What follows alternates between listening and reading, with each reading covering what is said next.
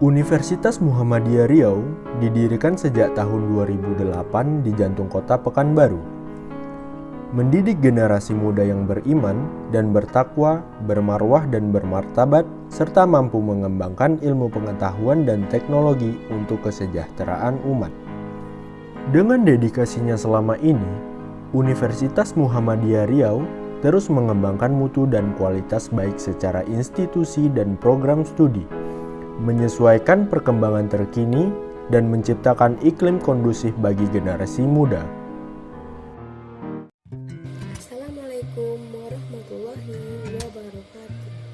Perkenalkan, nama saya Azra Latifah dari Prodi Kimia Universitas Muhammadiyah Riau angkatan 2018. Sebelum memulai materi, saya akan memperkenalkan anggota saya sebagai berikut. Assalamualaikum warahmatullahi wabarakatuh. Perkenalkan, nama saya Muhammad Syaiful Arif, asal sekolah dari SMA Negeri 1 Tualang. Saat ini saya kelas 12 MIPA 5. Perkenalkan, nama saya Nurul Anissa, saya berasal dari SMK Negeri 1 Tualang. Saat ini saya kelas 12 Kimia Industri.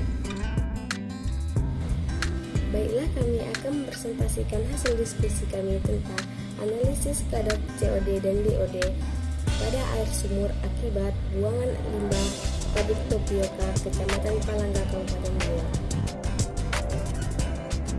Baiklah, saya akan memaparkan bagian pendahuluan. Air limbah domestik merupakan salah satu sumber pencemaran terbesar bagi perairan. Tingginya kandungan bahan organik dalam air limbah domestik meningkatkan pencemaran pada badan air penerima. Semakin meningkatnya pencemaran dapat menurunkan derajat kesehatan masyarakat. Peningkatan pencemaran berdampak pada kehidupan organisme perairan dan penurunan kualitas perairan sehingga tidak sesuai dengan peruntukannya. Limbah industri tepung tapioka sangat berbahaya bagi lingkungan dan kesehatan manusia.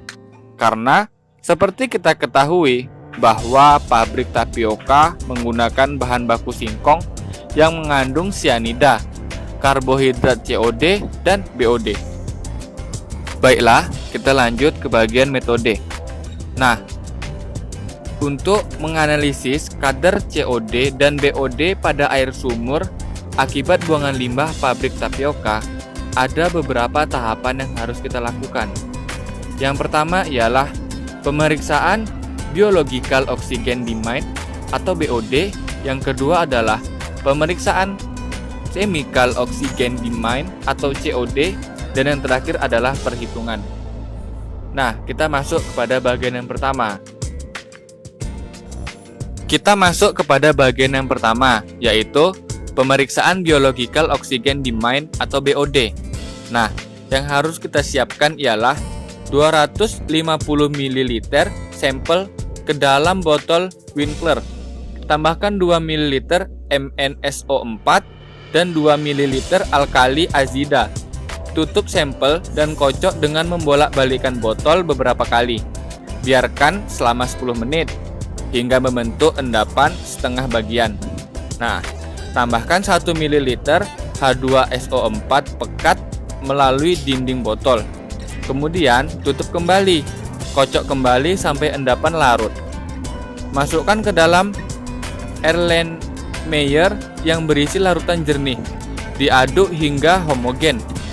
Titrasi larutan dengan tiosulfat 0,1 N sampai warna kuning muda.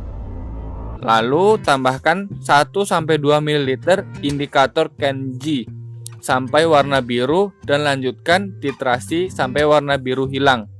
Lakukan yang sama dengan belangko. Bagian yang kedua yaitu pemeriksaan Chemical Oxygen Demand atau COD. Bahan yang harus disiapkan adalah pipet sampel sebanyak 2 ml, lalu masukkan ke dalam tabung reaksi yang berisi belangko. Kemudian tutup rapat tabung, lalu masukkan ke dalam alat COD reaktor yang telah dipanaskan dengan suhu 150 derajat Celcius selama 2 jam. Setelah itu matikan alat, kemudian tabung dikembalikan. Kerak tabung lalu didinginkan menggunakan kipas angin Lalu blanko sampel dimasukkan ke dalam tabung Erlenmeyer yang bersih.